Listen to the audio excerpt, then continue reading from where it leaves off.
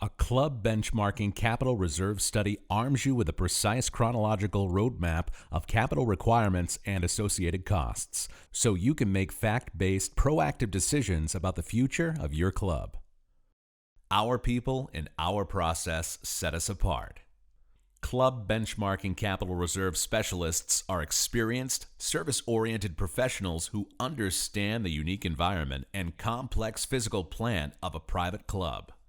Our process includes a thorough financial analysis, in-depth staff interviews, and an on-site inspection to evaluate, document, and prioritize your club's capital repair and replacement requirements over a rolling 20-year timeline. Dynamic reporting puts you in control. Our proprietary management tool allows you to track and update assets long after your capital reserve study has been completed. The tool features advanced sorting and filtering capabilities that bring game-changing clarity to the long-range planning process. Let's take a closer look with Club Benchmarking Capital Reserve Specialist, Matt Bragg. This is the home page where we begin customizing the document to meet the specific needs of the club. Some general information here, which is portrayed up here throughout the document. Local sales and tax rates are factored in, as well as the contingency rate. We also have every asset tied to an inflationary table, which is down here, which is also customizable. Now, as we go through the years and want to update our study, you can see right here that all we do is change the first year of the study, and that 20-year period continues to roll on. The next step in customizing your report is our attributes list. This is where we get the names and the spaces of the buildings and amenities and golf courses specific to your club and set the order in which we want them to appear on the Capital Reserve Study report. Next, we come to the Data Entry tab. This page captures all data collected through our processing and inspections. The green cells are tied to the Attributes page and our drop-downs. The yellow are keystrokes. Imagine this as a waterfall of data. Each particular asset name is categorized, it's given a location, it's given a category, which is customizable. A lot of our clients really like that. You can assign assets to a specific committee per se. Then that asset is tied to a structured location, and then it's classified by our own internal coding classes. And on the other side of that asset, you have the quantity, unit of measurement, the year of installation, the asset service life, the life cycle, and the unit replacement value. These blue and white cells here are automated. They calculate the aggregate replacement value for that specific asset, and it generates the replacement year of that asset based on the asset life cycle that we have chosen for it. Also, you can customize and override that particular asset if you wanted to.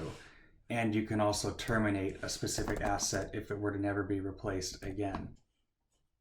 A major benefit of Club Benchmarking's Capital Reserve Study is the ability to update your file and show replacement of existing assets. Here's an example of a flat roof that was installed in 1995 and it should have been replaced in 2015. This indicator here shows that this item is deferred. So let's say we finally replaced that flat roof and we installed it in 2020. Now you're going to see it automatically jump the next replacement year to 2040. And when you refresh the document, it'll appear that the item was replaced in 2020.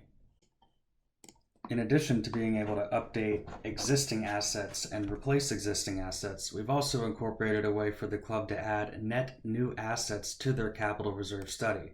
On the club entry page, I've already entered in these items here.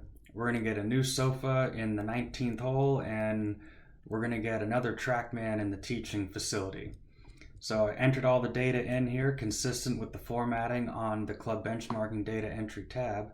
And once we refresh this page here, it'll update directly to this Capital Reserve Study report. This brings us to the Capital Reserve Study report. So this is where all of the entries made on Club Benchmarking Entry 1 and Club Entry 2 feed in to generate this report. As you see, it follows a similar layout to the data entry tabs: structure location ID, room area name alphabetized, asset names alphabetized, and then the report flows out as follows with the 20-year forecast to the right-hand side.